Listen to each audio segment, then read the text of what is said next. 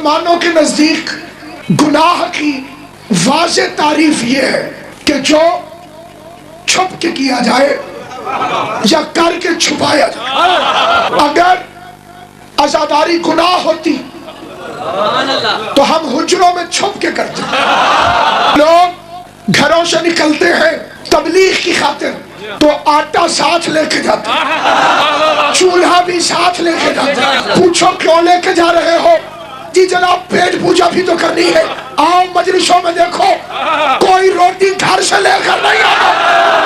پوری دنیا میں مجلسیں ہو رہی ہیں, ہم پورا دن بچے لے کے گھر سے نکلتے ہیں. کوئی ایک مومن دکھاؤ جو روٹی ساتھ لے کر آیا